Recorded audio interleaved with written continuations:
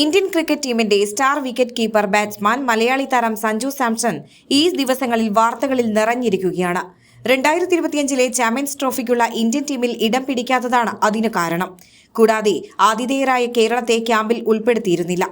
ഇക്കാരണത്താൽ വിജയ് ഹസാരെ ട്രോഫിക്കുള്ള കേരള ടീമിലും സഞ്ജുവിന് ഇടം നേടാനായില്ല. എന്നാൽ ഇംഗ്ലണ്ടിനെതിരായ 2020 പരമ്പരയ്ക്കുള്ള ടീമിൽ സഞ്ജുവിനെ തെരഞ്ഞെടുത്തിട്ടുണ്ട്. ഇപ്പോഴിതാ ഇക്കാര്യങ്ങളിലെല്ലാം വികാരനിർഭരമായ പ്രസ്താവന നടത്തിയിരിക്കുകയാണ് സഞ്ജുവിന്റെ പിതാവ് സാംസൺ വിശ്വനാഥ്. മകനെതിരെ ഗൂഢാലോചന നടത്തുകയാണെന്നും കേരള ക്രിക്കറ്റ് അസോസിയേഷനിൽ സഞ്ജു സുരക്ഷിതനല്ലെന്നും പിതാവ് പറഞ്ഞു. കേരളത്തിനു വേണ്ടി എപ്പോഴും കളിക്കാനാകില്ലെന്ന് സാംസണെ വിമർശിച്ച KCA പ്രസിഡന്റ് ജയേഷ് ജോർജ് അടുത്തിടെ പറഞ്ഞിരുന്നു. ഇപ്പോഴിതാ സാംസണിന്റെ പിതാവ് അസോസിയേഷനെതിരെ വിവാദ ആരോപണവുമായി രംഗത്തെത്തിയിരിക്കുകയാണ്. ഞങ്ങൾ ഒരിക്കലും കേരള ക്രിക്കറ്റ് അസോസിയേഷനെതിരെ ഒരു പ്രവൃത്തിയും ചെയ്തിട്ടില്ലെന്നും അദ്ദേഹം പറഞ്ഞു. അദ്ദേഹത്തിനെതിരെ തങ്ങളുടെ ഭാഗത്തുനിന്ന് ഒരു തെറ്റുമുണ്ടായിട്ടില്ല. താനും മക്കളും അവർക്കെതിരെ ഒരക്ഷരം മിണ്ടിയില്ല. എന്തുകൊണ്ടാണെന്നറിയില്ല. ഇത് ഇന്നത്തെ മാത്രം കാര്യമല്ല. കഴിഞ്ഞ 10-12 വർഷമായി തങ്ങൾ പ്രശ്നങ്ങൾ നേരിടുന്നുണ്ട്. എന്താണ് ഇതിന് പിന്നിലെ കാരണം? ആരാണ് ഇത് ചെയ്യുന്നത്? ഞങ്ങൾക്കറിയില്ല. ഇന്നും ഞങ്ങൾ അസോസിയേഷനെ കുറ്റം പറയുന്നില്ല. അവർ ഞങ്ങളുടെ കുട്ടികളെ പിന്തുണച്ചു.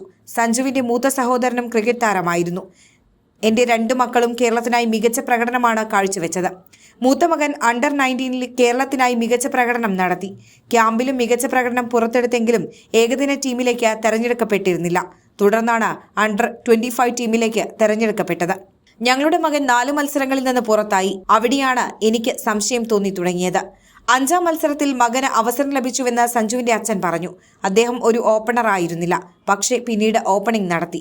ആരാണ് മികച്ച പ്രകടനം നടത്തിയത്? മത്സരത്തിനിടെ മകന് പരിക്കേറ്റു. എന്നിട്ടും ഈ ആളുകൾ അത് പറഞ്ഞില്ല. അവിടെ മുതലാണ് ഇത്തരം കാര്യങ്ങൾ നടന്നുകൊണ്ടിരിക്കുന്നത്. ഞങ്ങൾ ഒരിക്കലും അസോസിയേഷനെ ഒന്നും ചെയ്തിട്ടില്ല. ഞങ്ങൾ എന്തെങ്കിലും തെറ്റ് ചെയ്തിട്ടുണ്ടെങ്കിൽ അത് ഞങ്ങളോട് പറയൂ. തീർച്ചയായും ഞങ്ങൾ ക്ഷമ ചോദിക്കുമെന്നും അദ്ദേഹം കൂട്ടിച്ചേർത്തു.